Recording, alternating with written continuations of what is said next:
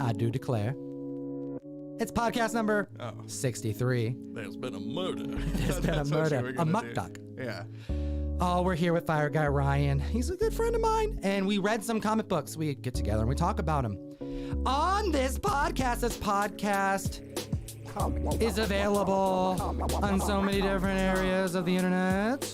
You can find it on SoundCloud, Spotify, Stitcher, and iTunes. We tend to go a little bit on the lengthy side, so if you're not here on YouTube, come join us over there. And if you listen to us on iTunes, be sure to give us a rating. It goes a long way for us. It's the least you can do.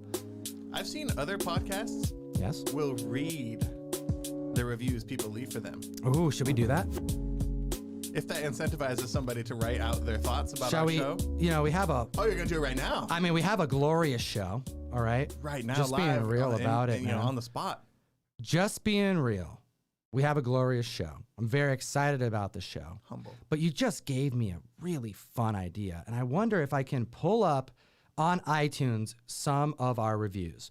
Because that's what we do here. It's not just about comic books, you know, bags and boards, funny books, expensive paper spec books. Hit the like, slap the subscribe button. It's about us. It's literally how cool about we are. Us, you know. Mostly me. Stroke our egos. You know what I mean? Like, it's the least you can do.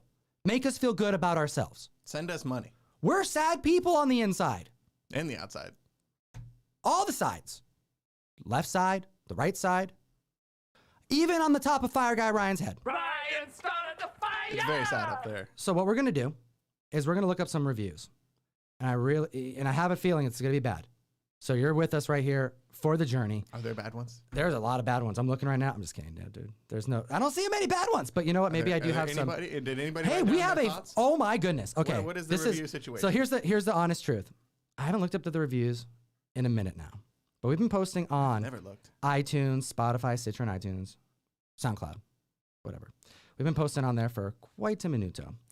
And here's the thing. We have almost 200 reviews on there. Actually, I kind of almost exaggerated. 200. It's actually 160, close to 160. Oh. I was off by 40. Yeah. But I'm being honest here. I saw it and I like to round up. I like to round up. But here's the thing. Out of a 5.0 rating, and you can leave anywhere between 1, 2, 3, 4, or 5 stars. 157 total ratings. We have a 4.9. Okay. Wow. That is some quality programming that you're getting here on the Bags and Boards podcast, I have to say. I do declare. See, I full circled that. Fire Guy Ryan is in the house today. So you want to hear the...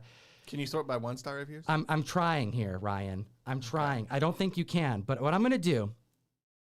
Oh my gosh. I think I found the 1-star.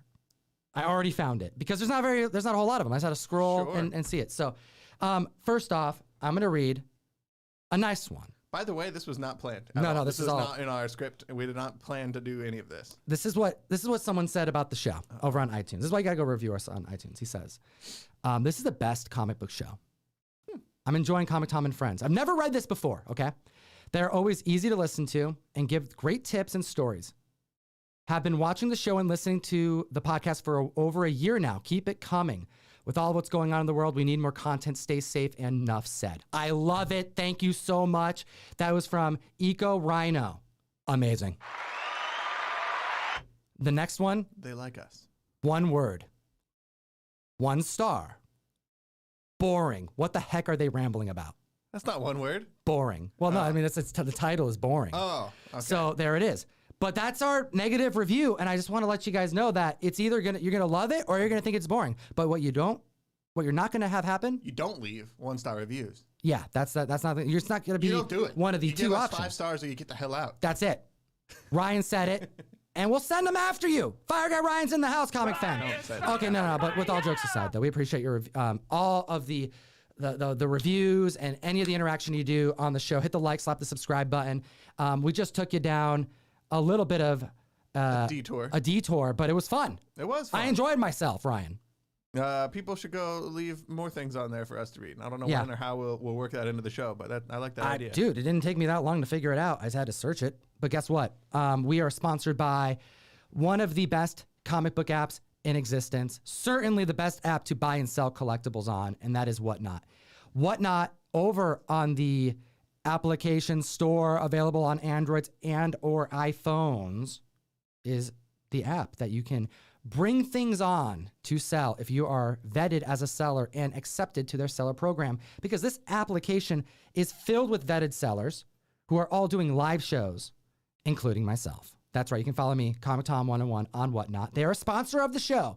And this week, tomorrow, I'm breaking out a Secret Wars 8 $9.8 start auction. And we're going to see where it ends up.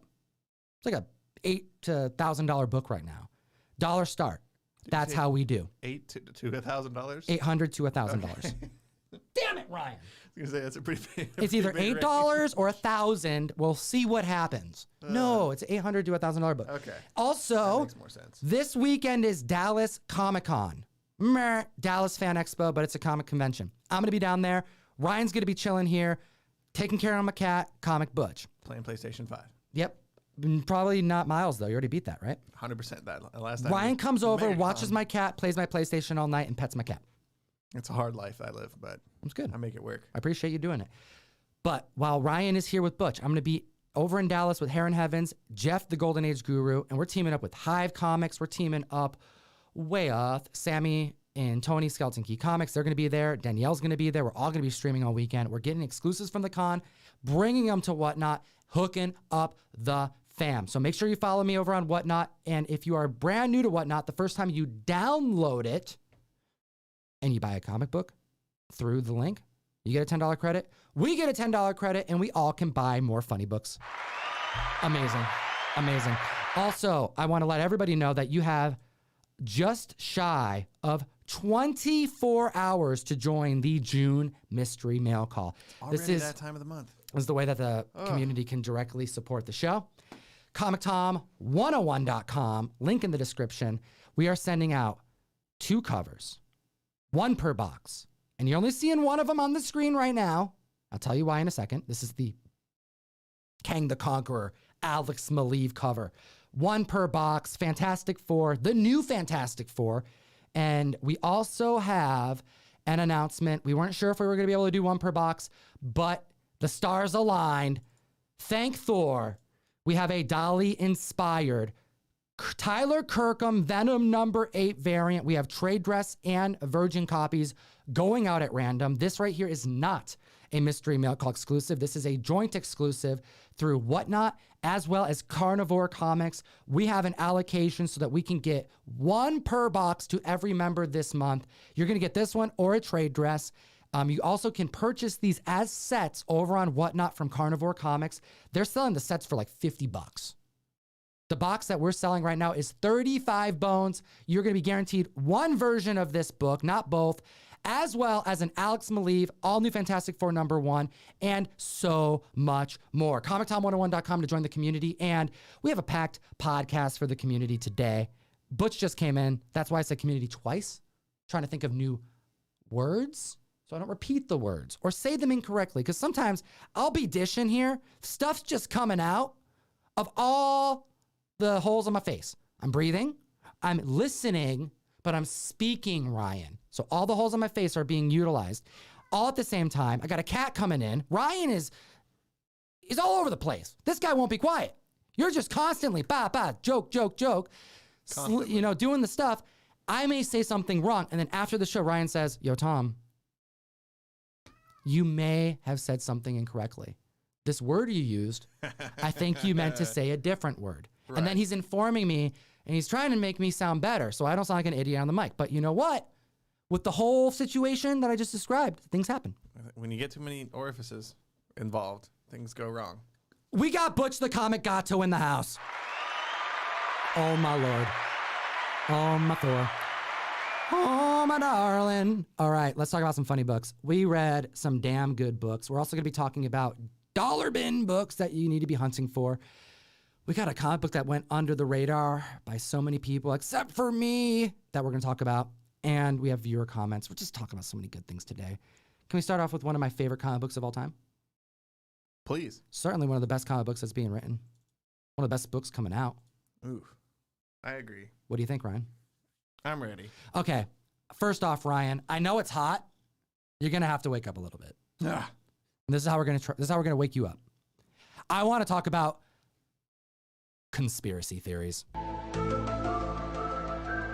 The perfect time for that sound effect. All right, what I want to hear from the community is what are some conspiracy theories that you believe in, / if you don't want to go that far deep into it and admit to believing something that many may believe is untrue, what are some that make you think, that's weird? Kind of one of those weird things to think about. Like, that's kind of strange. I don't know. Like, you can kind of see yourself diving into something here. What about you, Ryan? Do you believe in conspiracy theories? There's one that like all of the like royalty on this planet are really alien reptiles, and I just so happen to be wearing a shirt with a guy in a crown. Maybe John is a reptilian shapeshifter. You think John from John's Comics with Kids, who, by the way, does all of our descriptions on our videos? We love you, John. Shout out Kay and Charlie. You think that he's But you might secretly be an alien in disguise. Interesting. That's the theory. People have put it out there. I'm not saying I believe in it. Okay, But John might be a lizard. okay, person. but give me another one. Do you have any other ones that you've heard of?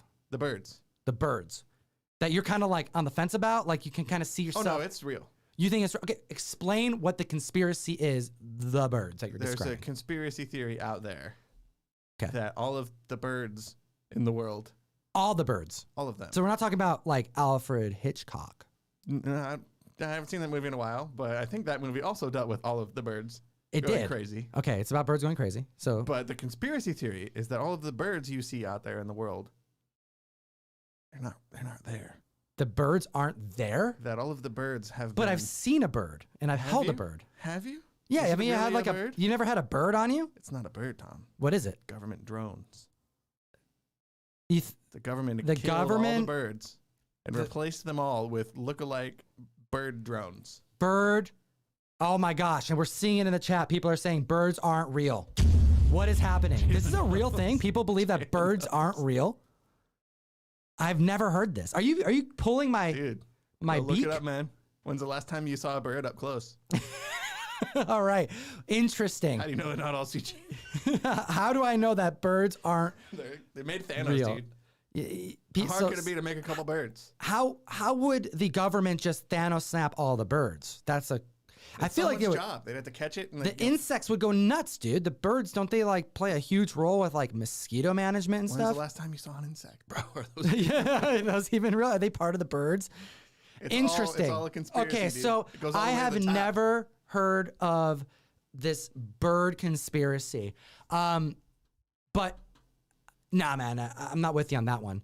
But we do have some friends in the community. I mean, comic books are like they bring people together, man. We have all kinds of people from all different areas of the world that have come together to love funny books, collecting funny books, purchasing them, reading them. I'm not going to say who, but there's somebody within our whole group. Jeff. Not Jeff. It's not Jeff. It's not Jeff. That was my I'll first tell you it's not guess. Jeff. But Okay. but let's not guess who it is. You'll know who it is when I start describing him. It's Jeff. But there's some people on our, let's say people, but because there's actually more than one person. There's a couple people Oh. that get their water from streams, not Oh. from the store. Yeah. Okay. They refuse to drink bottled water because they think, hey, there could be something there. Right. So they hike to streams where there's drinking water that they can fill. Because we live in Washington, we have the luxury to be able to do that. Right. It's first world problems, right? Sure. We can choose what water we drink from. We can go fetch it ourselves, or we can buy it from the store. It's just here. Or But turn on also, the tap. the airplanes go by and there's stuff coming out of the airplanes. Or you can't drink any of the running water because of what they put in the water. And the list goes on. Now that list, it can go pretty large. And what's fascinating is that I may not be part of groups like that myself that would bring us together, but because we both like Spider-Man, all of a sudden you get hit with this diverse way of living. Find it fascinating. You get to meet a lot of different kinds of people. You don't always have to agree. Obviously, I don't agree with a lot of stuff. I'll drink water out of a bottle, no problem. What about you, Ryan? I don't drink water at all. Ryan is exclusively milkshakes No, Mountain Dew. and Mountain Dew. No, just Mountain Dew. Just Mountain Dew? Sometimes you have Mountain Dew milkshakes. Oh, that's how I confused it. Right. Because I know you drink Mountain Dew milkshakes, Any but sort of Mountain Dew. the milkshakes that you drink are exclusively Mountain Dew. Correct. Okay, that makes sense. So, Comic Fam, we are talking about conspiracy theories. We're also talking about one of the best comic books that's coming out right now, Department of Truth. What if there was a way to make any conspiracy theory real? And that's what we have. We're a little late to this book. I just really wanted to read it with you, dude. I didn't. You Not posted, next to you. I read it myself. Right. But Wasn't next. You were sitting in my lap, so it wasn't like side by side. it's like a Santa Claus kind of thing. Correct. I told you what I wanted for Christmas. Totally normal. Yeah. But you posted something on your story, on your Instagram story. Yeah. Last week, I think it was. I sure did. And it was just a photo of this trade, and you were like, "Let's read this for our next show, Ryan." And I just like had to think about it for a second. I'm like, Have we really not talked about this? You're like, oh, we've definitely read this for sure, 100%. Wait a minute. Oh, we haven't. We've never done a segment on Department of Truth before, which is a crime. It's an actual crime. Maybe would you go as far to say that maybe there's a little bit of a conspiracy theory at play? Martin Simmons, we have an amazing artist on this that is matched perfectly for as wacky, but also intelligent of a read this is. Yeah. I don't know if wacky is a word I would put anywhere near this book, actually. Oh, that is wacky, dude. Yeah. It takes you all over the place. There's some crazy ideas that only would work in a comic book, and it would only work because James Tynion IV is such a badass. I hear the word wacky, and I think of like Looney Tunes or like I Ranger feel like Stranger it's stuff. a little bit of Looney Tunes going on. Sure. You're reading about conspiracy theories being made real. There's gonna be stuff all over the place. That is very true. Some of it's hard to read. Some of it's actually really dark. I mean, conspiracy theories aren't the most. It's typically about the dark side of things, right? It's the Sure. underbelly of the truth needing to be oppressed.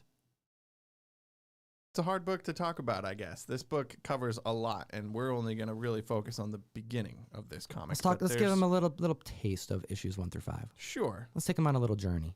Correct. We'll ignore issues 6 through 19 or however far this book has come since then. Oh, this is definitely one of the books I used to have to own. You have to have this graphic novel. It's like a $10 graphic novel for 5 issues. This is the only spec purchase I've ever made. I don't know if we've gone over this on the channel before. I think we have. I would I've say recently picked up- intentional spec purchase. Correct. With the intention of flipping a book. It's the only time I've bought Fire a guy Ryan. I'm growing What? up. What? Did you hear what he just said? Hit Leveling up a little I gotta bit. hear some likes for that. Comic fam Ryan is dipping his toe. I've been His on pinky this toe book. or your big whole toe? foot. The whole foot. The whole foot. He's dipping his toe like it's a fondue. His whole foot. Yeah, foot fondue. Chocolate or cheese? Oh, cheese. When you're talking feet, you got to go cheese. There we go. That's the only way to make it. So not what gross. did you get? I just bought 2 copies of the first issue at 9.8. Oh, you didn't just buy the book. You bought them graded at 9.8. Well, that's what I want. I mean, I have all the B covers for this run. So I've got that Jenny Frison #1 sitting in my short boxes in my living room. But like, I have faith in this book. Also, if I sell it, I don't want to get rid of mine. So like, I bought one on eBay, and the guy had another one. Let So me I bought 2. Just feel this right now. They're sitting in a This drawer is my in my buddy, bedroom. Comic Fam. The reason why this podcast is so much fun to do is because we're talking about reading comics, because Ryan is my reading guy. Our entire friendship, Ryan could give a crap less about collecting or owning the physical copies of books. But over time, slowly, I'm like, yo, Ryan, Just this one. just look at this little comic book right here. Look at how nice it is to put it in a new bag and board. Here's a short box. Let's keep it going. And now he's coming on the podcast and being like, yo, I bought this to spec on because I want to flip it. Fire Guy Ryan's in the house. I saw how low Ryan the price started was. the fire! And I said, I'm very surprised that this book and a 9.8 for issue 1 of this book is at this price point. I'm going to buy this with the explicit intention of flipping it at some future date. So it tells me that you Hopefully. feel like there could be something more to this, that this could be a show. We've heard think so. rumors from Jimmy T that there was something going on with this, but he has also been in a constant like announcement phase of his life. It feels like every other month there is something happening. We were just chatting with him, I was chatting with him at MegaCon 3 weeks ago, bringing up the fact that he was chatting with us, the Tiny Onion members, Over on via his email Substack. on his Substack. Shout out. I have the card. You have the card. So we get the information that he was excited about news that he was about to break, but he hasn't broken it yet. Not yet. He's doing some Hollywood stuff behind the scenes. Well, I don't know if it's necessarily with this comic or not, but this is a top contender, if you ask me, for a cool show. okay, so we have Department of Truth. As Ryan mentioned, 18, 19 issues exist right now. But this right here was one of the breakout titles that James did around the same time as the heat was blazing for Something Is Killing the Children. I think this was his follow-up to that book. Which is what an amazing follow-up. But not only that, such a completely different style of releases as it pertains to the marketing ramp up. So much of Something Is Killing the Children, as well as Department of Truth, has been because of the success of variant covers. Over with Something Is Killing the Children, definitely more intention and planning and approval for getting certain covers made. All right. Think of the Something Is Killing the Children artwork that's been released. It's very much, these are the characters, this is the style, this is the focus of this particular part of the narrative. So let's include those things on the cover. It's very much like what you see on the cover is something that can kind of be expected on the inside. You know, Jessica's now a thing, so Jessica could be on the cover. We're taking you to the House of Slaughter. You're going to get Aaron covers. Oh, we have younger Erica Slaughter. Okay, now we can do younger Erica Slaughter on the cover. Sure. Department of Truth, completely different. Utterly different. Changed the game of how variant comics were coming out. Since 2020, and this book came out, we have seen some of the most green artists who haven't really done a whole lot in the comic space going on the scene and doing random homages.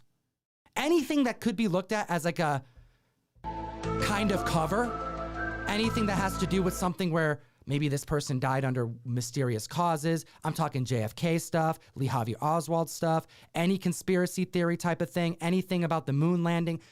Inspired cover, homage cover, Nirvana homage cover. Everything that could be thought of, they're approving. And that is completely different how these runs have come out, but is so key to part of the success. But they're very different books by different publishing companies, but written by the same person who is flying the ship. Hot damn. What ship is he flying? Hulk. Oh, that Spaceship Hulk. Okay. James Tynion is flying Spaceship Hulk.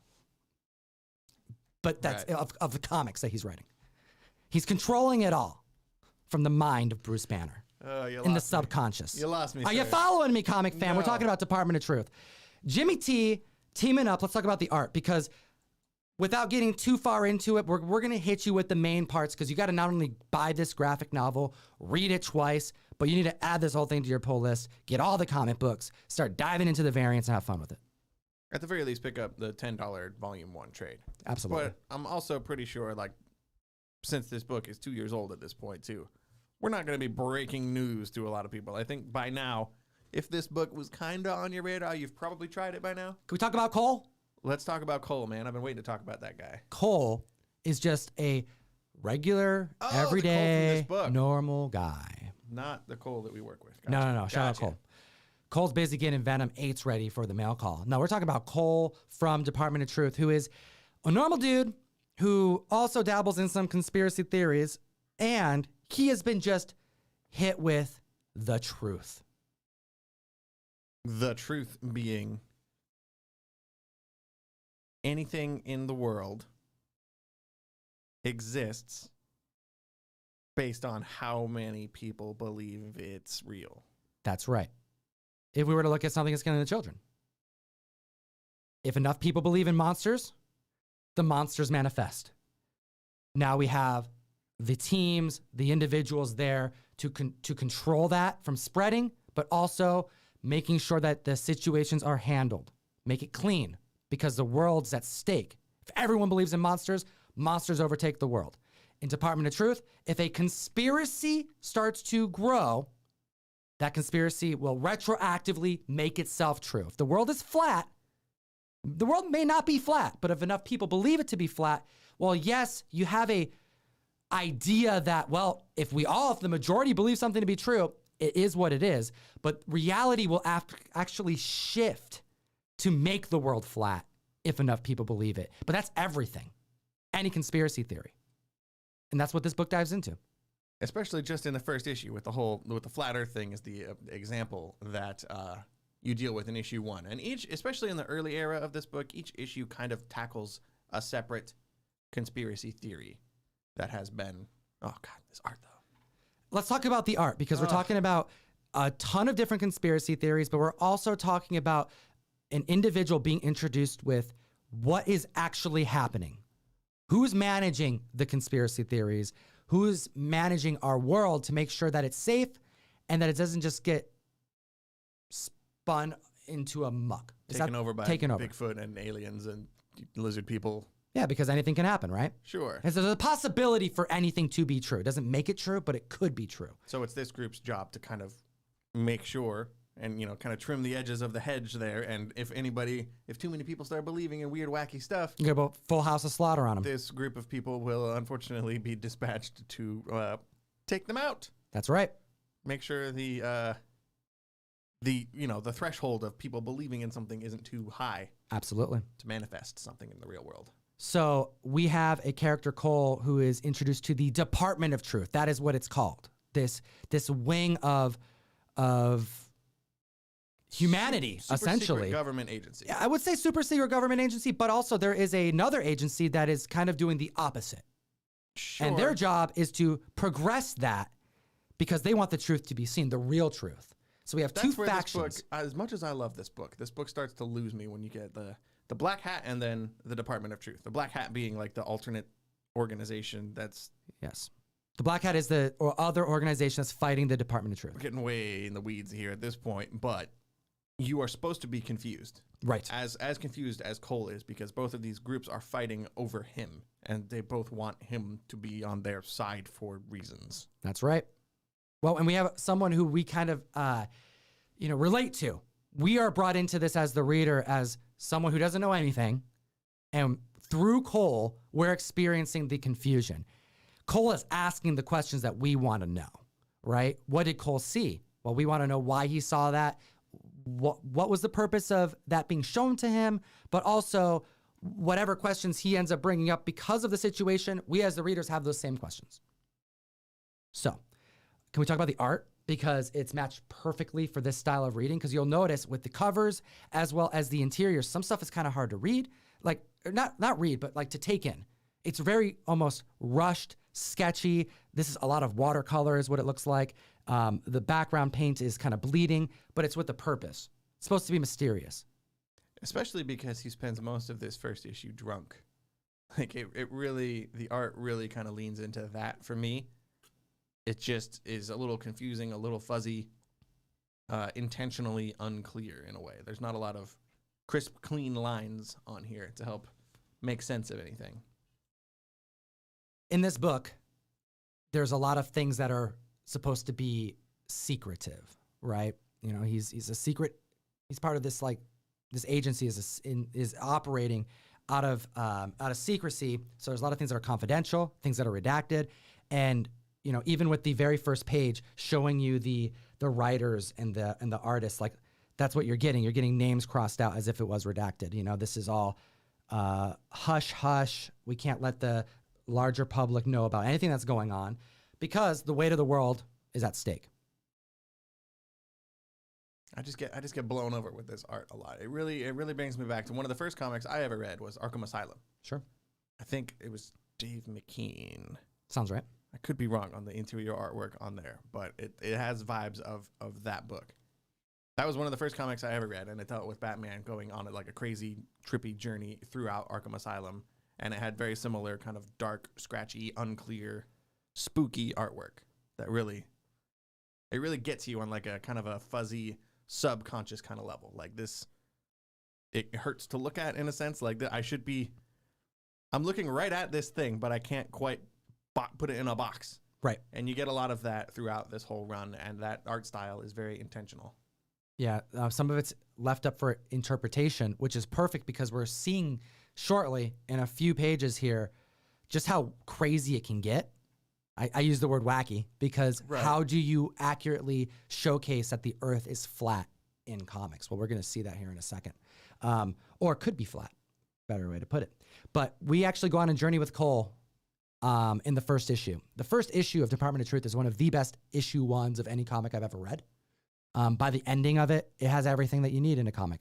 It sets you up for a series. It gives you a taste. It gives you something to want to see progress. You get introduced to a character who is likely going to have some growth and development over time.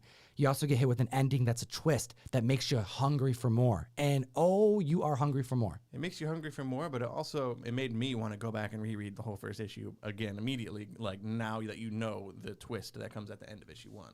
And we'll get to the twist. We're going to tell you what's going on with issue 1. But what Cole experiences is he goes to a convention, a flat earth convention, and he is introduced to people who have their own views about this, and it's exactly what you would expect it to be, the experience that he has. But he gets kind of brought into a special room because he's being recruited.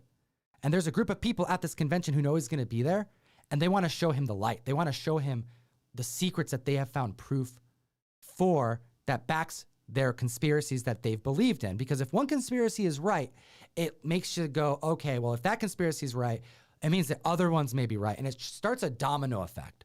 Because if one thing you thought was correct is wrong, it means other things that you thought were right were wrong as well. Yeah, and that's when you start to get into the real world effect of this book. It's like you can put a blanket over conspiracy theories and say they're all fake. Every one of them is all just a kooky, wacky theory.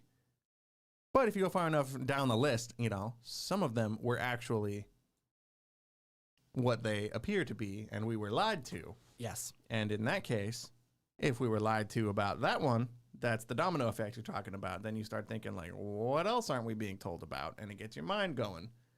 And this book plays with a lot of those themes of how easy it is to kind of fall down the rabbit hole. Issue 3 in this story arc in particular is the one that really reminds me the most of that effect of it really just so expertly in one issue charts the journey of one woman falling down the conspiracy rabbit hole and completely losing her self-identity. It's a little scary. Oh, it's super disturbing. Yeah. Yeah, this is definitely a comic book that you are if you are ready for something pretty messed up at times, but damn intriguing, is going to be for you.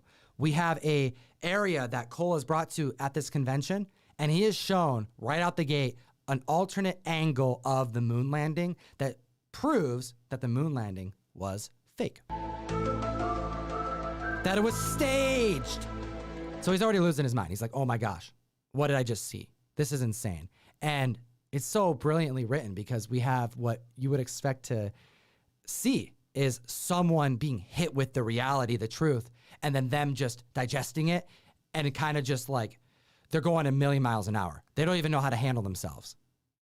Something that that is like you never thought could be true is now you're hit with that truth. Boom, you're a different person. And that's what we begin to see here with Cole, because it doesn't stop there. He goes on an airplane with these people, and this right here on the screen is the interpretation, done brilliantly, of this group showing Cole that there is a flat earth, that this is the end of the earth. They talk in this book about there being like a wall, like in Game of Thrones, like a big ice wall. And I don't know if this is a wall shooting up or if this is a flat surface like Asgard, like the Rainbow Bridge, and you're looking over the edge. That's what I thought that was. But when the airplane is kind of coming at it, it kind of looks like a wall, doesn't it? So I think they could be flying either directly at this wall, or it's a weird angle and we're looking over the edge of the flat earth into, the void of space beyond it. To be honest, I don't mind either. Either way, and I think that gets back into the whole thing about this artwork. It's like, I don't really know exactly what I'm looking at. And at first you turn this page and you see this double spread and it's like, I'm confused. Right. And if it wasn't for the context of the people in this plane telling Cole, look out the window, you're going to miss it, bro. We flew all this way and you're about to sleep through the flat earth for real. Yeah, this is it. Here's the proof. You're going to see it with your own eyes. So he's obviously thinking his reality is shook. He lands. There's a slaughter. Because as soon as he lands, there's someone there to take out every member of this group. They all got to die because they have just seen something that is not only impossible, but cannot be spread to other people via the information route of, hey, this exists. Here's the proof. We took pictures. That's 'Cause the it'll problem. become a reality. All these people are going to go back and be like, yo, I just saw the world is flat. I saw it. Here's the some pictures. I took. You know, if that comes back and spreads, then it will actually happen and not just be like in a weird kind of prototype Manifestation, like this. mirage. And this is all issue 1. This is before Cole knows that belief shapes the world or whatever. So he's as shaken up and confused as you are when you first jump into this issue for the first time. By the end of this, he will be instructed by the Department of Truth, by someone who's leading it, and informed that this is the reality in which we live in, and that there's a power there's a power struggle that's at play between those who want the truth of how things work in our reality to be understood, and everyone understand that like the more we believe, it could actually it can change reality. We're kind of in control of that. And that power structure needs agents to fight on that behalf, and that Cole is kind of being recruited to join the Department of Truth. As mentioned by Ryan, you said it here, like there's also another organization who also wants to recruit Cole. We'll get into that another day. Sure. But the person leading the Department of Truth is revealed on the very last page, and that person is Lee Harvey Oswald. Who is not dead. Or is he? Right? Just to read the Department of Truth. Or I else. think if, especially working in a comic shop, and I get a lot of people that come in and are like, what should I read? What's a cool book to read? You had your mom read this. I did sit down with my mom and try to read this book. It did not work. It didn't work? But at the shop, I have walked people to the back room where the trades are, and I'll pull this one out and I'll say like, this is one of my favorite comics. However, this is not exactly for everybody. I think if you are, especially if you are like me and you are a little bit sick and tired of superheroes, and a little bit sick and tired of the same old Marvel, DC top, big 2 normal comics as usual. I think if you're like Tom and myself and you have any inclination towards horror and supernatural alien, conspiracy type stuff. Almost feels like a little bit of like Agent 007 Mafia vibes in here too, which you kind of have a jam for. Mafia vibes. I wish. I mean, a little bit, a lot of societies interrogating people, and like, what do you know? Kind of attitudes. I've always told it as a mixture of politics, horror, and conspiracies. Ooh. It's a perfect. It's for me. This is exactly my comic. I love this book. This would be an amazing adaptation brought to the screen, and I will not be surprised when it inevitably happens. Going to a new part of the show now. Swinging on over to viewer comments. This is when you comment on the show, like in the video. Comment on our videos, and I want you to win a giveaway. The giveaway that we are going to be doing here is this Omni-Man Invincible #1. If you want to qualify to be part of the giveaway drawing, all you have to do is comment on the video. Hit the like button, comic fan. We got over 100 people here today. It's the Bags and Boards show. We need your support. Slap the like button. And let's get into viewer comments because you left them and we want to talk about them. All right, give me a little bit of a preamble. Give me some recount preamble about where this comment comes from. This is from Lee Nyron. Is nothing off limits? That's it. That's the whole comment, and I was the only one to thumbs up that comment. So explain. What is he talking about when he says, is nothing off limits? This was a comment left on our recent video on the comic Naughty List. Naughty List. Like yes. A gritty origin story for Santa Claus. Keanu Reeves as Santa Claus, John Wick style, needs to happen. Sure, that would be an interesting movie. So we provided our commentary on that book, and this was one of the comments that got a laugh from me because I just thought it was funny that somebody was a little insulted. There's nothing off limits. Right? Nothing is off limits. Nothing is off limits. We literally have 2 comic books that we put on a freaking pedestal for good reason. And we just talked about them. Something's Killing Children and Department of Truth. And in the same conversation, we talked about how damn similar some of the major plot points are. Like the whole catalyst of how these realities work and exist. Is if you believe it, enough people believe, it manifests. It's the same premise between both books. And we don't care. Make a third world. It's a third world. You believe it. It's like, okay, they could literally be like Nice House on the Lake. All you have to do is you all have to believe that there is not a Armageddon happening. That there isn't this, that the people aren't on the streets getting lit on fire. If you guys all believe it to be true, It all works. And we'll probably be like, wow, that was freaking genius, James. Wow, write another book. Because we're so diehard and it's so good. Very confused how you're tying those two things together to this comment. But Nothing is off limits, is what I'm saying. Santa can be whatever you want him to be. It's what I'm saying. Give me another Santa Claus book. I don't care. He's not real. Or is he? Or is he? There we go. Read Department of Truth to find out. Oh, 'cause there I we think go. He might be real at some point. Okay, tell me what this next person's talking about. This next comment is from Greg Wick. Greg Wick. I'm so glad to hear you guys talking about Grimm. Grimm? This is one of the books I'm most hyped about. I've told several friends to check this one out, and I think it's definitely one to watch and could see it getting optioned as a show at some point. Can't wait until the second issue drops next week. Is that today? I don't know. That'll be this week. Whatever. Anyway, can't wait till the second issue drops next week. I've also been enjoying Bloodstained Teeth a lot. It's an interesting vampire story, and I think it's one to keep an eye on. I don't know. We got to talk about that book soon. I think so. I don't know when exactly, but soon. I think we need to. Bloodstained Teeth is a fun book. I really enjoyed Grimm. You were not as hyped about Grimm as I was. No. But it's more because of like the supernatural vibes that are in there, right? Sure. Yeah, I afterlife. also don't think it's. I don't think it's the next Something is Killing the Children. You don't think it is? I don't think it will blow up that much. I don't think it will blow up that much, but it's still really early. You never know. Sure. Like I just got done riffing about Department of Truth, Something's Killing the Children. There is a huge part of the success of those books because of the marketing alone. Don't underestimate the variance, comic fam. That's fair. Fire Guy Ryan.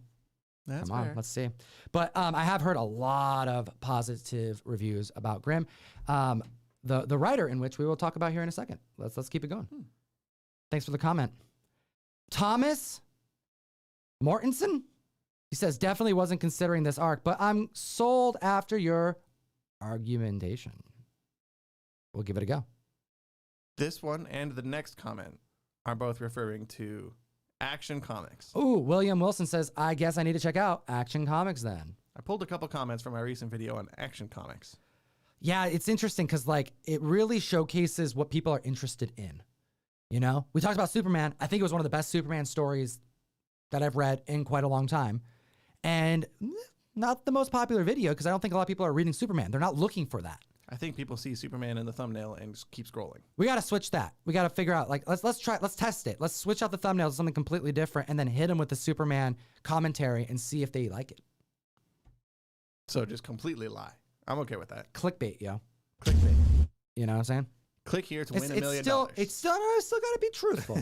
It's about gladiators, right? I mean, when you think about it, the reason why Action Comics is so good, it's about Superman not being super. So we're already not talking about Superman, right? Just a guy He's just a dude in a loincloth. in a loincloth. It's like Pip the Troll, Just basically. like Pip the Troll. It's just a little bigger. A little bit bigger. All right, comic fan, what do you think? How can we better advertise our video commentary on books and thumbnails and title to get you to watch it more? Let us know what you want. Yeah, let us know what you want, and then we'll do that, and then you guys can watch them. What do you think, Ryan? I don't know, but I'm glad Zorro's here while we're having this I conversation. know, we're basically just having a conversation with one of our editors who makes the thumbnails. Yeah. Good looking out. We appreciate you, my brother. Okay, so now we are going to tell you about Abud. There was one more comment. There's one more comment? Yeah. Oh, we got one more comment. Oh, this is a good one. Yeah, read this one. From Frank B. Yeah, Frank. Ryan and excited in the same sentence. What? Laughing face emoji. Ryan, you don't get excited very often. You're so real. Oh, the times I get most excited are. Not that when I'm excited, it's not real. But if anything, you're like, you have to like, you got to be like even a little bit more excited because the camera's on It's a for high, it to be it's real, a high real. threshold for me. Yes, Yeah. that's what I'm saying. And it's a little hot in here. Yes, which automatically makes me not excited. There we go. Continue. Laughing face emoji. Come on now, Tom. Look, love the content on all these shows, but you're a shot out of a cannon, man, which is infectious. Gets me excited to watch. But really, Ryan could use a pulse check every now and again to make sure he's breathing. You ever see him emote Keep talking. anything? To his defense, though, not many can match your enthusiasm. I just touched his neck. Comic fam, he's alive. He's doing good. I'm okay. The talking wasn't enough. I wanted to make sure that he was, the And I'm blood not really circulating. I'm not really just sleeping in here. Yeah, you're not sleeping. It's a fake head that I've got to talk.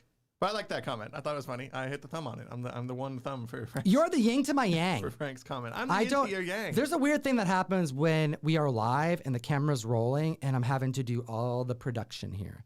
Like, all right, fam. I'm not just hosting the show and keeping Ryan enthused. Stuff. I got to make sure all this stuff is, this stuff over here and that stuff over there, and then the comments, and then the video, and then the focus, and the audio, and all that kind of stuff. This is a mix of all of that, and then this is what pours out of my face holes. It just happens. Again, with it's the like, face holes. Again, I don't know why the face holes are a thing, but the face holes today are the situation that accurately describes what it's like when the lights turn on, the cameras hit, and then this is what comes out.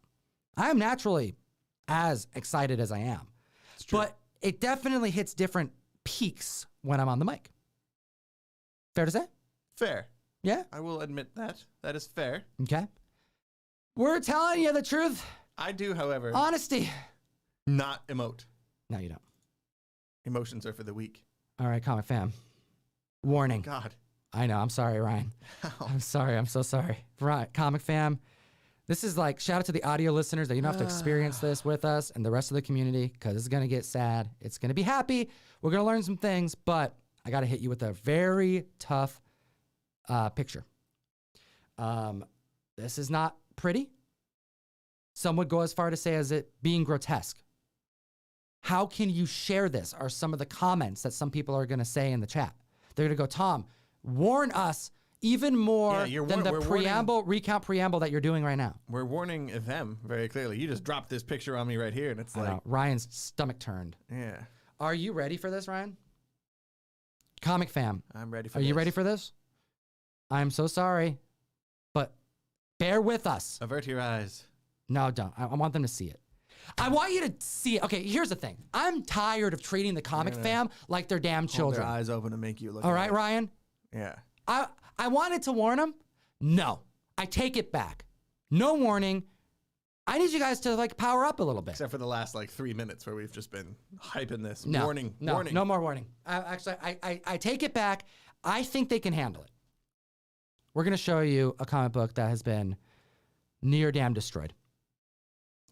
Amazing Spider-Man 129. First appearance of Frank Castle. First appearance of the Jackal. First appearance of Punisher. First print. Ryan, how would you describe the comic that you're looking at? Can we curse? You can say whatever you want.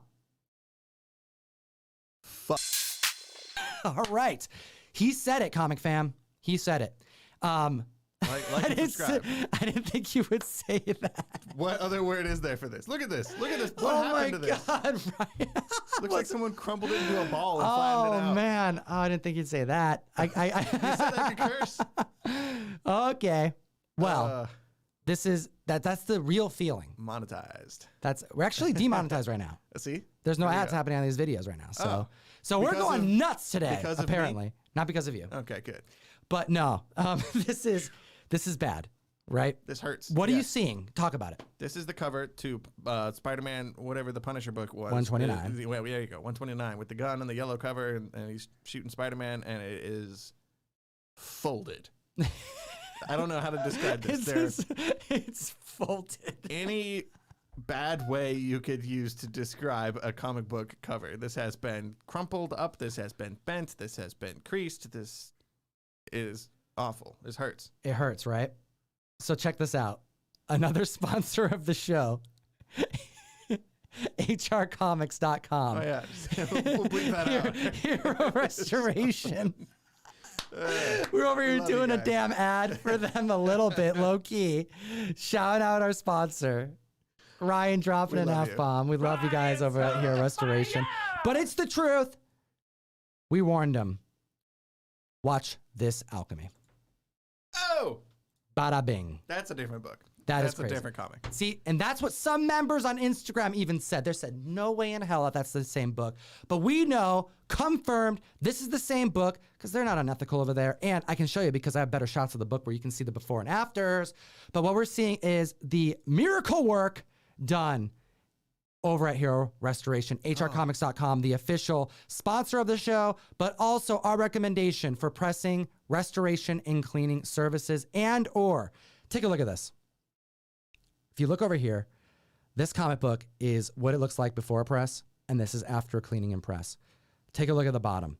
Holy smokes. This is some tremendous work. This right here caused a stir online after it was posted. The before and afters are insane. They're absolutely insane. This right here is how you know that you're dealing with professionals, because they're able to make a comic book look its best self.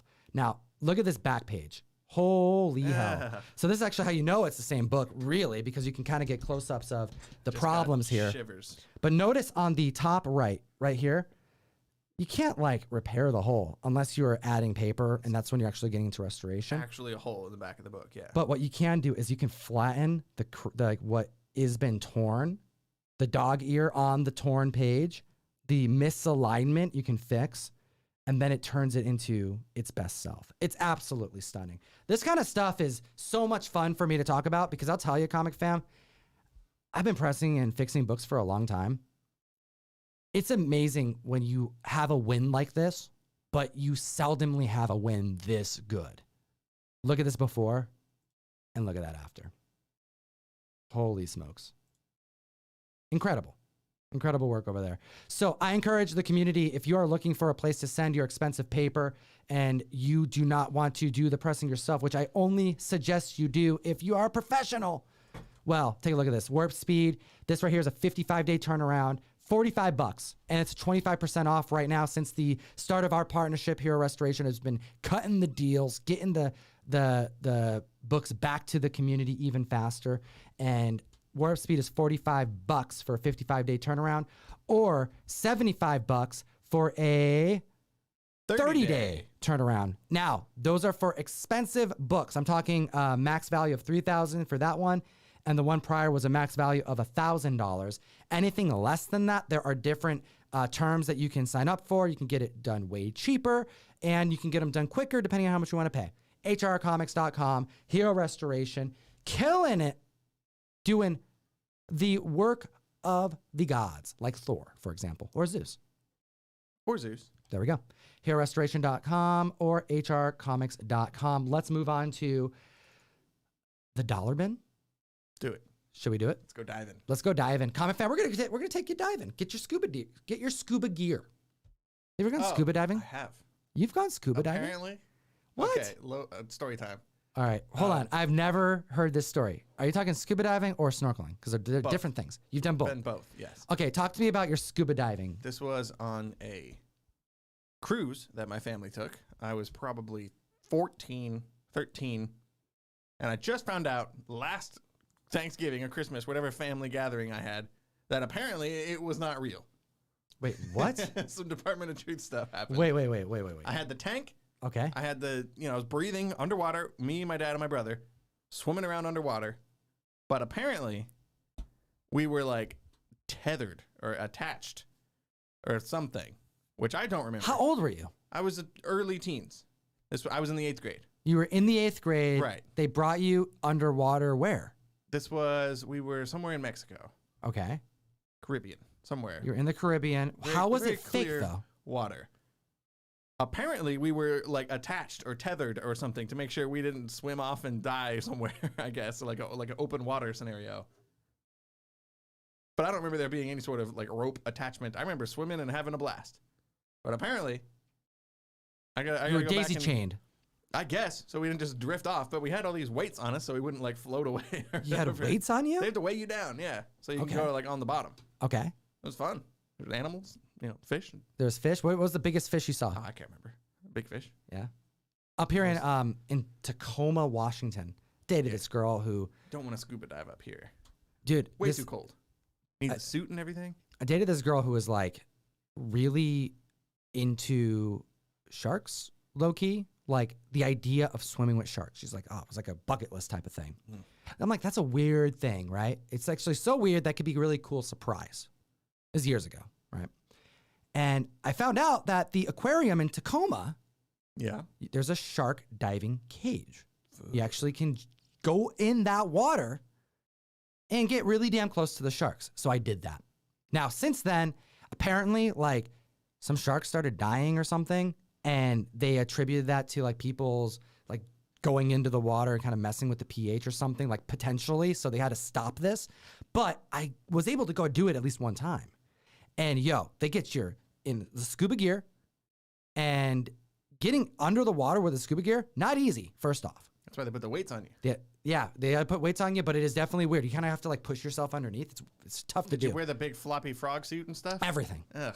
But the way that they did it is that you have a cage, you're behind this cage, and then you're like, as close to like you are to me, there's sharks, like big ass sharks. And then they open the doors, and then they let the sharks not come into the cage, but it's like you're here, I'm like this close to you, and there's a shark just kind of going by the cage. And I did that. I don't recommend it. Someone probably peed their pants, and that's what killed the shark. Yeah, that's what I'm thinking. Like something happened. How do they know this is different from the time when they put the food in the tank? That's what I want to know. I have no idea. But anyways, random scuba diving story from Fire Guy Ryan That's and all right. myself. That's You gotta hit the like that's button where for the that. podcasts are fun. Has anyone ever Don't do it in Washington. gone scuba diving in the chat? I went to Hawaii See? and went snorkeling, That's fun. and Erin was there, and she was snorkeling as well. And she comes up out of the water and goes, "Tom, there's a turtle." And I'm like, "What?" So she goes underneath. I go under the water, and dude, she is like a foot away from a turtle that is like this big. I'm not kidding you. A giant sea turtle. Sweet. It was really cool, but also extremely scary. You know what the coolest part about snorkeling is? What? When you come up and you spray the water up like a whale. Like a whale? That's the fun part. It's like good for your sinuses if it comes up your Pretending I'm a nose. whale. All right, dollar bin comic books. That's what we're Diving, scuba diving. We're Okay. going to scuba dive in the lawn boxes together, comic fam. Sure. Buckle up. Because the convention season is happening. All right, we back, and we back, and we back again. So we're back to talk about diving in those lawn boxes. You got to keep savvy on the hunt. The market changes really quick. And things that were once $1 are now worth more than that. And we're going to talk about them so that you can get caught up and refresh your memories so that when you're hunting, you can find these. If you spot the cover, you're going to go, "Oh, wait a minute." It's going to kind of give you a little tingle. It's your spidey sense, right? It's the hunting sense. You're going to go, "I kind of recognize that cover. It's $1. So like when you're flipping through a box. That's That's when you know to go back. Because something you passed triggered it. gave you the tingle. Gave you the tingle. So we're going to give you some material to give you tingles, comic fam. First off on our list of 10, brought to you by the best comic app in existence to learn about funny books. We're talking about Key Collector Comics. Use code TOM101. We're an affiliate for Key Collector because if you use the code, you're going to better your comic collecting. It's like one of the very few recommendations I have, but I use Key Collector every day. Shout out Nick Colonese. We have the dollar bin diving section that's constantly being updated, refreshed. So you can be up on the comics that you need to know. So when you're going diving, you can keep an eye out for them. We have Dark Horse Presents number 146 from 1999 at number 10. This right here is a classic Alien versus Predator story. Copies ordered by retailers only $58 And this right here is a $12 average book. High sales. But if you get in that near mint fresh copy, this is a $20 book all day long because that Dark Horse Comics paper was crappy. Now, Ryan, did you see the new Predator trailer? I did. What do you think, man? Because I can't believe I'm saying this. I'm hyped to see a Predator movie. I've never said that. I've never said that. Yeah. So on that alone, I guess I'm a little excited. Right? I'll forget that it's a thing, and then it'll come out and I'll be like, "Oh yeah," and then I'll probably watch it eventually. You guys want to know something really cool? Because we're demonetized, I think I can actually show you the... Why are we demonetized, man? We're demonetized because there's long story short, YouTube, if you it's through AdSense. If you're a wash, If you have an AdSense account and it gets like connected wrong, they'll just suspend the account till the connection gets fixed because you got to make sure all the paperwork's right for like tax purposes and stuff. Ugh. And my first name is different than my middle name. So that is like after Fraud. 2.5 years, they're like, "Oh, we have to get an update." I missed the email and then they just take your monetization for a month. It's freaking awesome. But take a look at this. Let me see here. Can I get this up so that it's bigger? Show it to me bigger. Unmuted. Because we're demonetized, who gives a crap, right? Let's do it. So we have Do you want to unmute it? no. Yeah, We're gonna talk over it. So we have Okay, cool. the Predator Prey is coming to Hulu. This is one of those IPs that you just gotta trust in. There's such a huge fandom. I'm a big Alien Xenomorph fan, but this right here has so much potential because I think it's kind of going into its roots of what made the first Predator movie with Arnold Schwarzenegger like so popular. Because he's got to like use nature, use his surroundings to overcome the much more dangerous antagonist, the Predator. And what we're seeing is a kind of a different take, going way back in time, like Native Americans, and having them go up against a more, like a younger version, a pre-technology focused Predator. And they got to get to like the arrows use and like shooting objects and things like that. Like, you know, kind of scaling things back so he's not as OP to make it more of a dangerous fight because they've been hunting forever. And these members that they're going to go up against, the Predators that are going up against the humans, well, they hunt to eat. They hunt to eat where the Predators hunt to kill for sport. There you go. Is that right? Am I saying that I right? think you got it right. It lives to hunt. That's what I they just say. know Always Sunny has warped my mind, and now whenever I think about Predator, I just think about a movie about dudes' physiques. There it is. Just a bunch of buff dudes shooting guns and walking through the jungle with no shirts on. Kind of is, right? So the Predator movie on Hulu is coming out soon. This is a good reminder that these are IPs that are like not going to go away. They keep coming back. There's a huge fandom for them. I'm talking about Alien, Xenomorphs, Predator, right? But the comic books, the key books that have been shooting up in value over the last couple of years, it took till the last couple of years for those books to be wanted. So this isn't even a key for any real, there's no like first appearance, there's no story significance. This is just low print, crappy paper. It's hard to find a good one. AVP. Right. Yep, that's what it's about. Moving on to the next one on the list right here. We have Star Wars Dr. Aphra number 32. This is the origin of Dr. Aphra and the first appearance of Lona Aphra, the mother of Dr. Aphra. $20 average high sales on a book that for sure could be found in dollar bins. This is pretty new, right? 2019? I think I remember even like bagging and boarding this at Mill Geek a couple years ago. Yeah. Like, this cover is like lodged in my brain for some reason. There's a bunch of Dr. Aphra books that are not worth this much money, but they all need to be relooked. I would encourage members to actually read through their Dr. Aphra run because you're going to be hit with stuff that you're going to go, oh, wait a minute, this could probably happen because they've already introduced some key players from this particular, like this Star Wars lore into the show. You know, her relationship with Black Chrysanthemum, for example. Right. They've introduced so many characters. Why wouldn't they introduce Dr. Aphra? It's been a spec character for years. Well, this is an origin comic book, rather, and also a first appearance of the mother of Dr. Aphra, which we're likely going to see both. I'm still betting on Dr. Aphra, the Indiana Jones of Star Wars lore, which they have sent out casting for. And we looked it up, and she is like 5 years apart from Luke Skywalker. Yeah, so right now she would be like a teenager probably in If she the shows Obi-Wan up- show. Sure. If she showed up in Obi-Wan, she'd be younger. I don't know if we'll see her now, but But in the future, maybe. exactly. I'm hoping. Maybe in like the Mandalorian era. I'm something telling the earlier. comic fam, get your first Dr. Aphra's Darth Vader issue 3s. Like 9.8s I mentioned last week. Those were hitting $500-$600 at their height. They could be purchased for $300 right now. I don't think that book is going to drop lower than $250.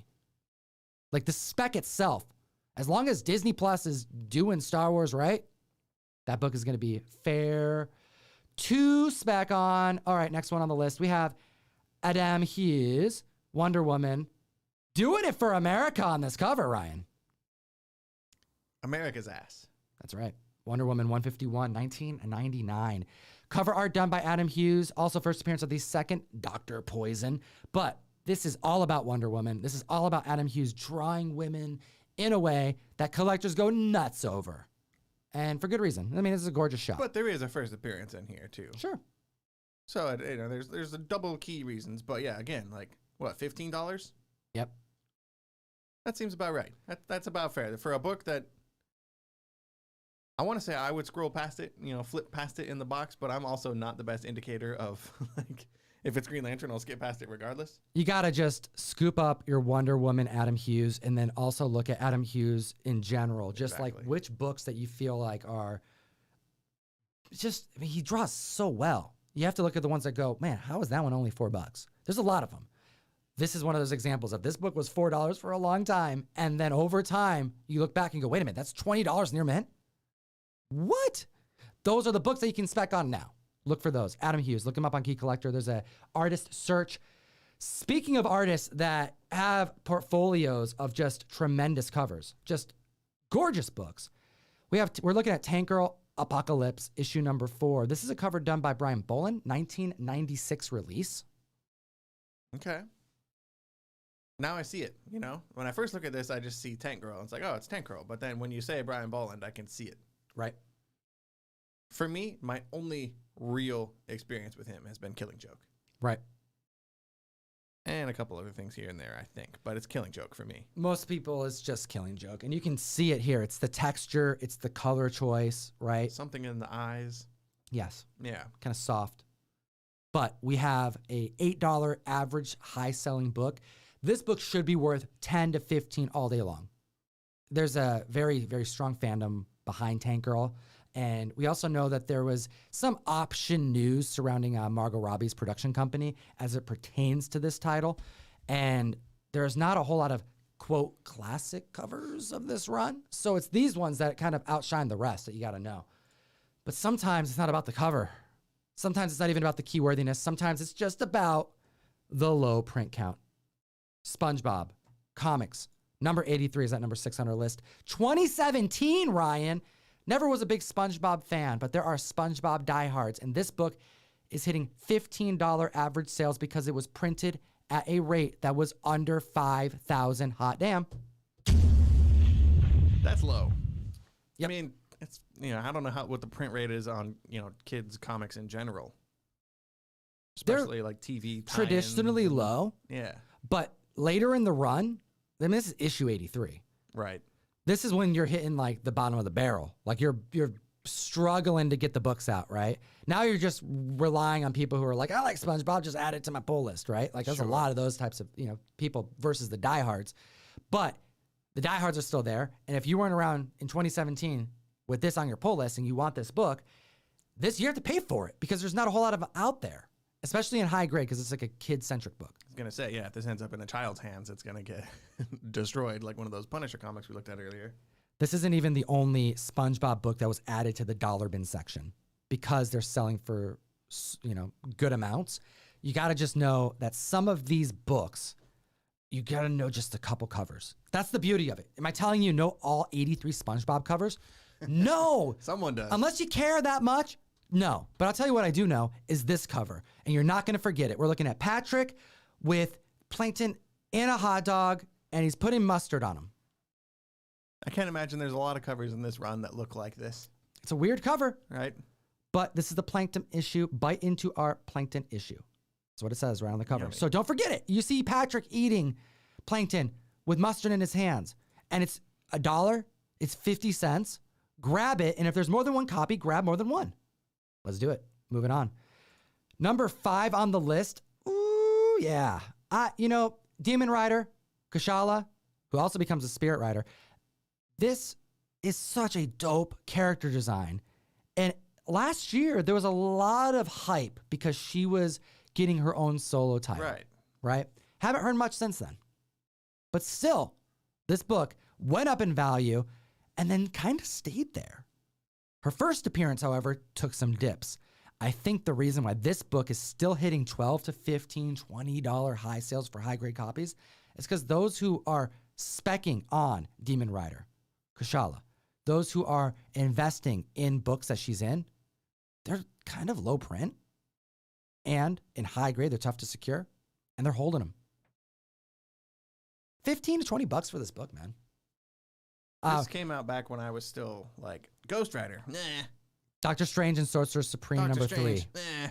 Issue. This is from 2017. Yeah, I'm just not going to read either one of them. And now I missed the whole, everything Kushala. So I got a lot of reading to do. Well, considering there's so much Spirit of Vengeance spec going all around. All over the place, man. We're talking about Ghost Rider like every other day. You are? Yeah, like just in general. I should watch more of the top 10 videos. You probably should, Ryan. Damn it. With Gem Mint for Gem Mint Collectibles. Gem Mint. Yeah. Ghost Rider, Marvel Spotlight 5 and Ghost Rider 1 both made the Hot 10 this last week. What's today? Tuesday? Tomorrow. Ooh, spilling the beans. Spoilers. Collectors. But all the information's on Key Collectors, so you can go ahead it's and already run it for there. yourself. All right, so we have Doctor Strange, an origin issue. Keep an eye out for origin issues. That's basically the main takeaway from this is that there's a lot of individuals specking on moments in comics now that they weren't specking on before.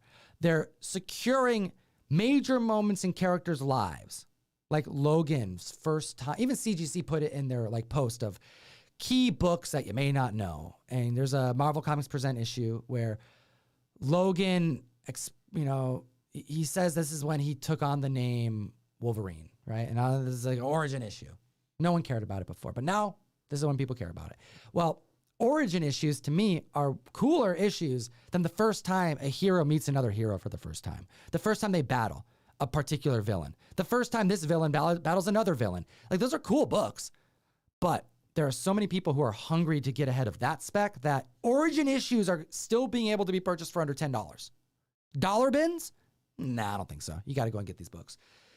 Number 4 on the list is probably one of the most posted specking, like people specking on a book, crossing their fingers and toes will just turn to pay off. Like, they're just hoping, praying to the spider gods. We have Spider-Verse number 6 from 2020 seeing $80 average sales. Hot damn. I mean, when you look at this cover and you look at all the different spider things that are in this comic, it starts to make sense. Why don't you hit them with this list? fat list of first appearances in this First book? appearance of Sea Spider. First appearance of Sun Spider. First appearance of Spide Air. So I think it's like elemental spider people things. Spider elements. First appearance of Spider Requiem. First appearance of Spider Sting. First appearance of Garden Spider. That's a good one. First appearance of White Widow. First appearance of V. That's right. Copies ordered by retailers, 19,000. This right here has turned into a, you know what? Just in case I'm going to buy it type of spec. And these types of books, you're only going to know if you are caught up on the marketplace, watching YouTube channels like ours, Reggie Collects, or part of the Key Collector database. And you are getting hit with the alerts and you're seeing hot books, trending books, because this is trending because of the safe bet that members believe this to be. But also, this is in the dollar bin section for a reason. There's a lot of people who don't know because they're not following YouTube channels. They're not following Key Collector. And this book is just being put out there. The only other option would be if you are a giant fan of Spider-Verse. Oh, of and you course. have the whole run and you know already, like, whoa, these characters have never appeared before because I'm a big Spider kid and I know everything. You got to just... If you're not that, then you need something else to Boom. kind of inform you. Number 3 on the list, we have Black Cat, number 11. This is the debut of Black Cat's Iron Cat armor. This came out in 2020, issue number 11. $25 average sales. It's a gorgeous cover. It's a fun, key moment for the character. But I also think this is one of those comics where if you have just been buying runs and reading them, and you don't have like a huge, love for the run that you read, that you purchased, you may have a $25 book in your back issue bin. You may have an $80 or $100 book just sitting there that you can sell, get to someone else who wants it more, and then you can put that towards something that you would want or pay for the entire run that you read. That's called a come up. A come up. There you go. Exactly. They're actually, I believe they're bringing back this armor right now in Correct. the current Iron Man run. Yep. Which is probably why we're seeing so much attention to it, but that's how quick some of this stuff happens.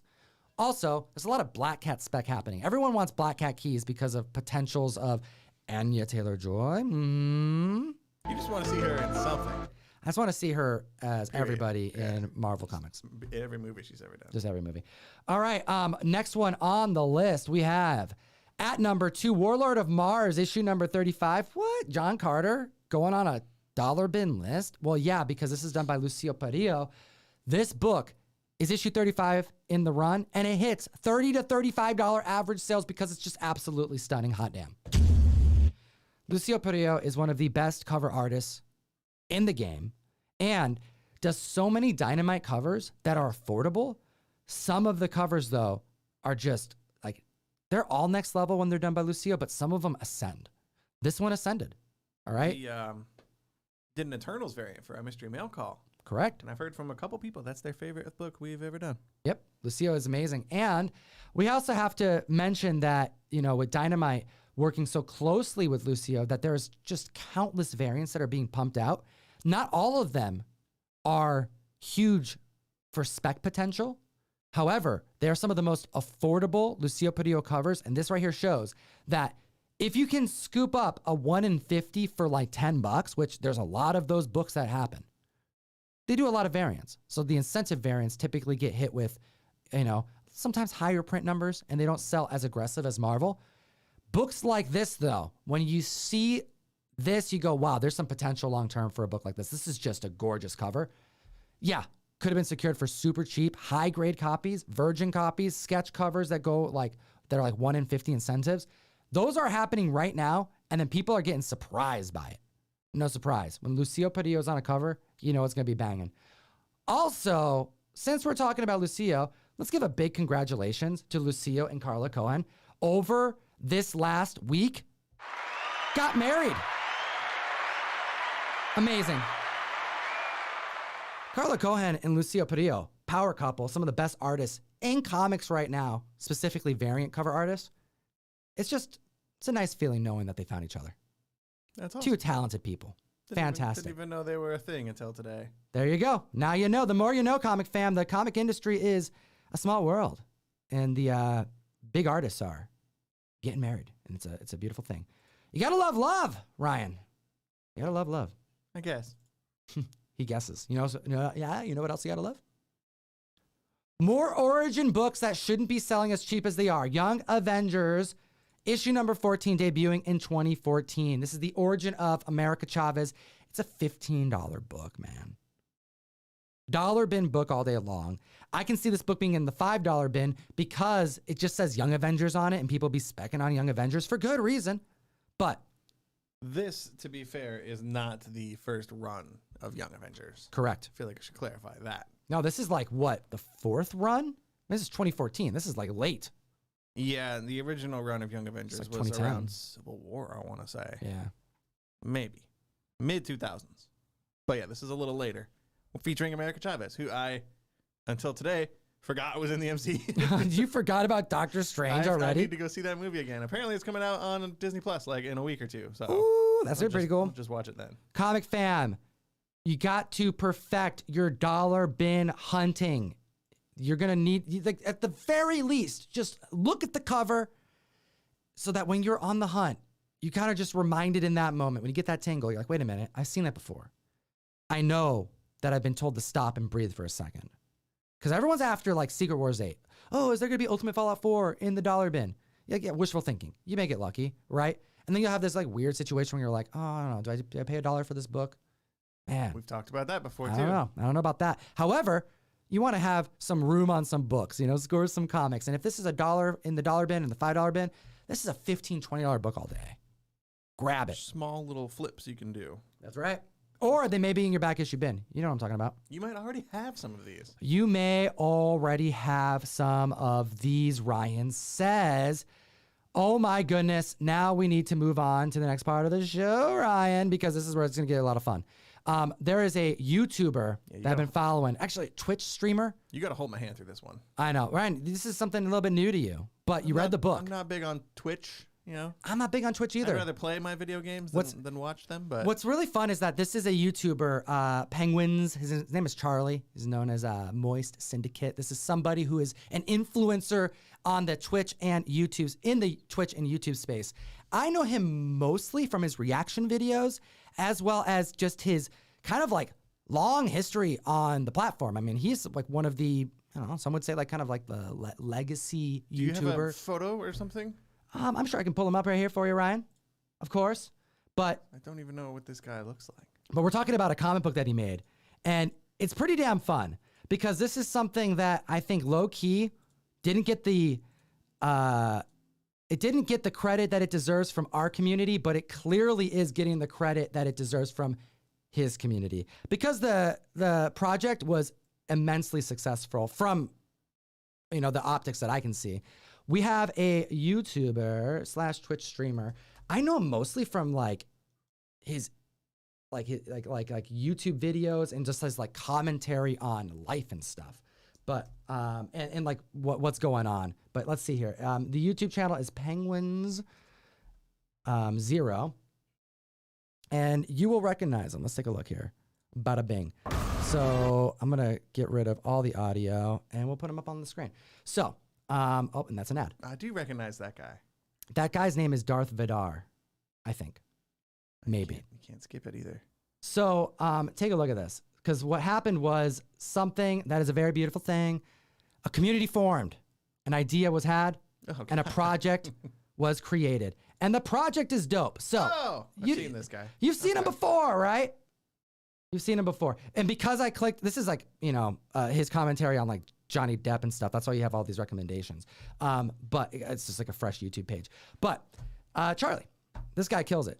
He is an amazing influencer. I feel like he's one of the more entertaining influencers in the space, because he just is like such a real dude.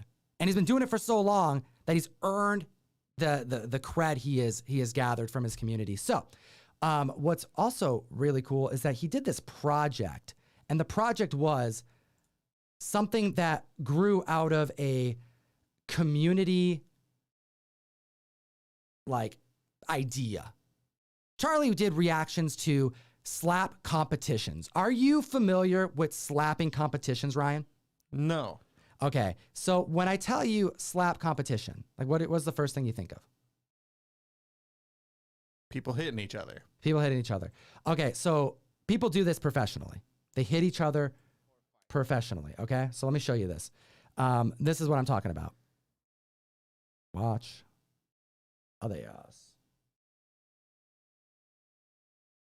Boom. Look at this, Ryan. Just like, it's like, describe this for the comic fam who are listening. This is way more professional than I was expecting. It's like a arm wrestling cream? type of professional. No, that's like they have to put chalk on their hands so that they're not sweaty. They're trying to get that grip. Yeah, and this is like on ESPN or something? Yeah, there's different channels that I was cover expecting it. like some people outside the 7-Eleven or something, like a trailer park. It's something just like filmed on like an old camcorder from the 2000s. So we have. This is very professional. There's referees. Dude, there's multiple referees. You have. I want to meet someone who is a referee of these slap championship. How do you grade this? He slapped that guy. Oh, you can tell that guy got slapped because of the fingerprints That's left why they from put the chalk on their hands. All right, so he's fine. He's slapping. staggering and like slumped up against the table. Oh, I can't even stand up. You slapped me so hard I can't stand. Okay, so here we go. I've never been slapped like that, so what do I know? Charlie did reactions to. I know it's rough. Charlie did reactions to the slapping community, the sport of slapping, and then he decided to make a comic book. Okay. And that's where we are right now. That makes this whole thing make a little bit more sense. But here's the connection here. I read the comic first. Right. Without knowing the background. But now you know the background. Does it make the comic book that we're about to talk about make a little more sense, Ryan? Slightly. Fire Guy Ryan in the house. So we have Godslap. We're talking about Godslap today, comic fam. This is a digital read that's available, but it's also available in print through the website, and he's made variants of them that are sold out. And I think it's called Godslap the comic, right? Something like that. It's godslap.com. Oh, godslapbook.com. So here's the really cool thing about this book, because it's a bit bigger than a YouTuber / Twitch streamer influencer making a comic book. He made an independent comic book well. He did what so many independent comic creators fail to do, which is not only serve their community and make marketing that's good enough to actually inform individuals that it exists. He was able to do such a great project, have it succeed so well, that he essentially sold out all the variant copies and introduced a comic book to a community who are largely not comic book collectors or readers or investors, which is why this crosses over to our channel, because Godslap is a production, a team that has sourced creators that we cover on our channel. Right. Who wrote this book? Stephanie Phillips. Of Grimm. Of Harley Quinn fame. Correct. Stephanie Phillips wrote this book. Also, we have a variant cover by Vincenzo Riccardi. Vincenzo Riccardi, hot damn comic fan. When I saw that this was a thing, like first off, YouTuber making a comic book. We've talked about this before. Awesome. An amazing thing. I want to see more independent comics get made. However, when I saw the creative team attached to this, I was like, oh damn, he actually got like comic book people. We can do one. We should do one. First Penguins, next us. I don't know. Let us know. However, what I have to say is this book was done very well. From production to the quality of the book to serving the community. We have characters who have essentially the power of like One Punch Man. When they slap somebody, well, at least this particular person, their heads explode like it's an episode of The Damn Boys. Ah, I almost touched the soundboard, but I didn't. that's good. I saw the restraint happen. You went for it and pulled back. So Ryan, how surprised were you? Because on one end, it's like it feels like an independent comic book, right? Yes. But on the other end, you have some like powerhouses in the industry who are behind it. So look at this. Ricardo Jamie, Troy Petrie, Stephanie Phillips. How would you describe this comic? Ah, see, yeah. These photos are. I wish I could have read it this way. I'll put it that way. I want to buy this in print, if only because the website experience, which I like. I like the fact that you are able to. They give you options. They tell you these are the two variants. You can't buy those anymore, but they do exist. Right. You can buy the cover A, or you can just throw down money, buy it digitally, and read it right now. Right. Which is a cool idea. Execution was a little off. Yeah, the book for just me. came out in May, and I gotta say, because I wanted to do this review quickly, I did purchase the digital read. It was tough reading it digitally. They gotta fix that off the site. It's the reader. Yeah, the reader mechanism. But outside of that, because I Right. clearly was able to download the pages so that we can show a taste of the book, some real Sin City vibes. But also, there's another book we read recently that did Little the similar thing. Monsters. Little That's what we were Monsters, just yes. talking about, yeah. So as far as the artwork goes, oh, superb. Such great line work. Like inks are, I mean, it's beautiful. Black and white with splashes of color here and there. Oh, look at the rain. Oh my goodness. Black and white, splashes of color. And it is so violent and it's fun. It's kind of funny it's so violent. Or It it's straddles funny that because line. it's so violent. Because this guy runs up on all these people with guns who are like, stop where you are. And he's just like, I heard you. And then Boom. slaps. Slaps him and the head explodes. And that is, there's a lot of like history that's kind of like written in the There's a lot of lore in this book. There's a Yeah. lot of lore being introduced, but the bottom line is we basically have almost a, like, I don't know, a Judge Dredd type of society where there's a lot of crime happening and people are kind of just fending for themselves and it's raw and it's violent. However, It's a little funny. it's funny because of the execution. Right. And knowing that this whole world was created from the experience of someone reacting to a YouTube video. Which I did not know. I did not have that context. I open this book and I see this stuff happen. I'm like, oh, okay. It adds like a slap whole guy. layer of fun to reading this. Yeah, knowing the origin story of the comic itself is a little helpful. Yeah. But I just love looking at this guy here. He sees someone running at him with his hand outstretched, like he's gonna get slapped in the face, and he's just like, "What?" He's a little concerned, a little confused, and then his head just explodes. His Like, head oh, explodes. you're dead now. The power. I mean, heck, just the artwork alone has me excited. I think that this is definitely accomplished something with the team up of creatives. However, we have a world where there are people who are like powered up to a degree. And this idea of slapping individuals has now transcended to a world where they're kind of super to a degree. They're taking like they're fixing the situations in violent ways. It makes you wonder where this is gonna go. That was the overriding feeling I had after finishing issue 1. Is like, what happens next?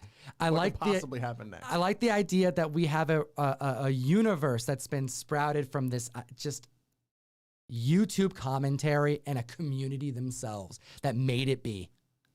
Yeah, I only hope that a lot of the people who bought this, who were fans of his YouTube stuff, I hope people actually like opened it and read it. Like, I can imagine people buying this just to support the guy they like. I really think they did, because what I was surprised to see, and kudos, because I think that it could have been done intentionally, but I also think that he's a collector, Charlie, the kind of mastermind behind the whole thing.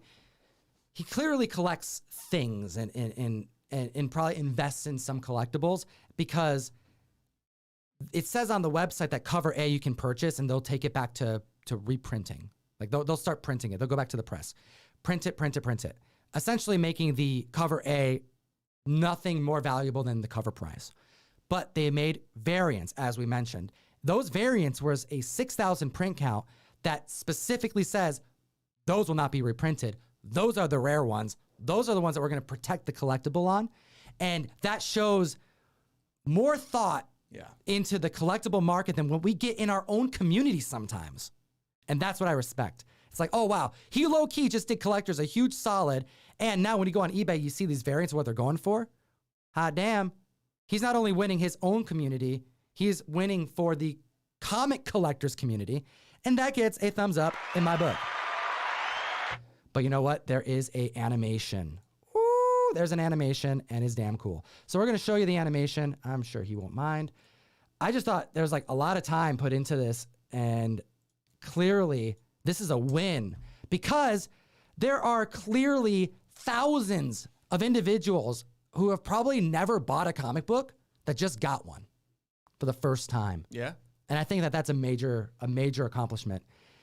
You know, how do you get people into comics? Well, you got to get them comic books. So let's watch a little bit of this animation. And this isn't an ad or anything. I don't know him. I just think it's cool.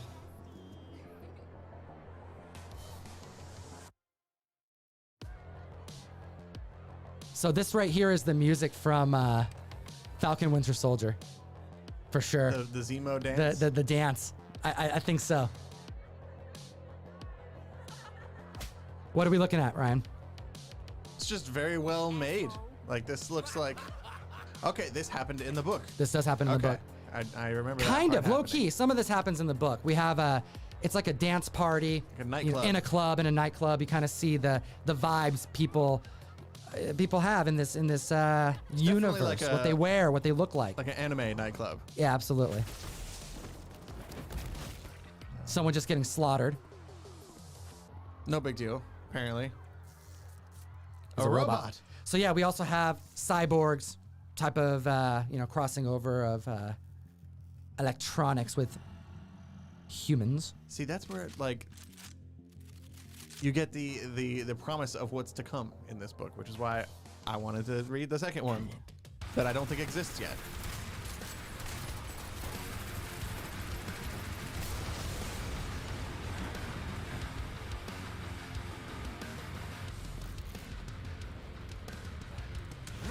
I know it's like wishful thinking that every comic can have an animation this good to help market it. That's the other thing. But this right here is like well made. Well made, high bar has been set. You got to do something. If you can't do an animation this quality, if you want your comic book to make it in this industry, you got to do something. Boom. Yeah.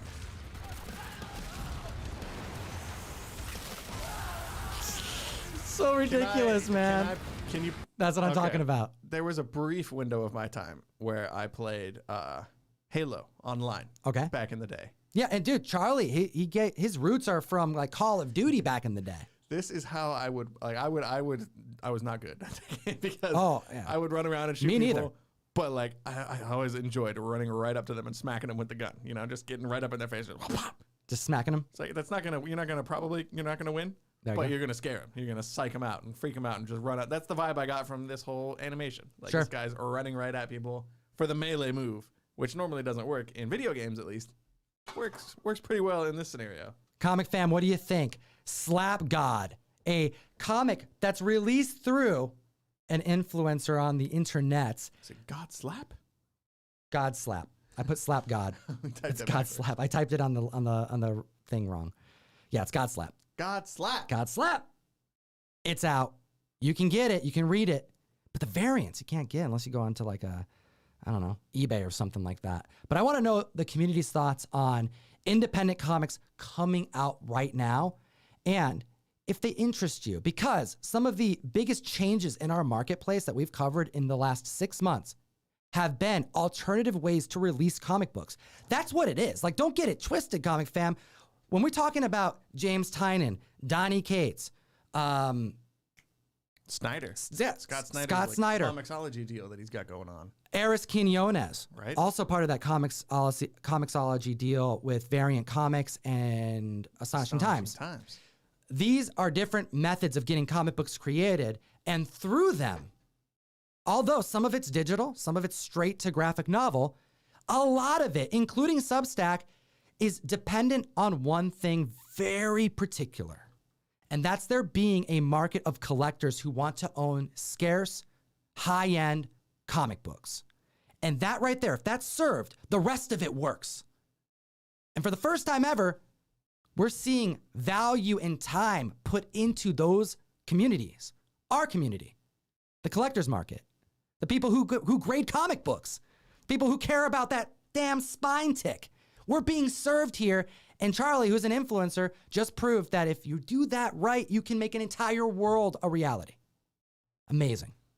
Yeah, I think that's the most interesting part about talking about this comic in particular today, is not just the things that happen within the pages of this comic, but the overall conversation about, like you said, the new ways to deliver comic books to people that aren't just, you know, here's a previews catalog, go through and pick what you want to pre-order. That, like, right. The old school way of doing things. You gotta adapt and make waves with a new format or a new delivery method like this. Look at Bad Idea Comics, a company that's pretty new over the last 2 years. And one of the biggest complaints about the company, but also one of the ways that they've thrived, is that they put all these parameters on how you get their comics. You can only get one at the store. The stores are on a contract. If they are found to have been selling multiple copies to one customer, they can lose their Bad Idea relationship entirely. We've seen that take place. So putting parameters on the collectible, first printings are the first printings, respect the numbers, one per customer, you know, no messing around. Knowingly making these valuable comics valuable through the care and planning has made collectors value the books and then has uplifted the production of multiple titles because they need us, comic fam. They need the collectors. We're a big gear in this whole machine to make the whole thing work. That is if you want to buy funny books, if you want comics, you know. We hope you do. We really do. That's part of what this is all about. You got your collectors, you got your readers. Mm-hmm. You know, you got your spec people. That's right. We're all comic kids at the end of the day. As long as comics exist, then I'm happy. We want more of them. We appreciate your time today, comic fam. It is the Bags and Boards show, available on SoundCloud, Spotify, Stitcher, and iTunes. Make sure to comment on the video. Enter to win this Omni-Man issue number 1 of Invincible. Whatnot variant. Come join me at Dallas Comic-Con. I'm going to be there with Heron Heaven's Golden Age guru, Sammy and Tony. When do you get back? Danielle. I get back on Monday. I'm actually going to do I believe, going to be doing a show with Eris over at the Variant Studio because we're going to be in Texas. So I'm going to go visit him. And I'm pretty excited. I didn't know that. You're breaking news to me right I'm breaking here news to the comic fam. It's very exciting. It's so since you're coming back, a dream for a long time. We might not have a show next week. No, we're probably not going to have a show next week. Okay. So we're going to probably take a week. Jeff is coming up actually in the next like 20 minutes, and we're going to record for a show for next week. So Ryan, you're going to get a break. Get the hell out of here. We appreciate the comic fam's time today. Get the hell out of here too. Slap the like while you're here. We appreciate your time. God slap the like. God slap the like. And as always. That's perfect timing, Butch. Thank you. There's my cat.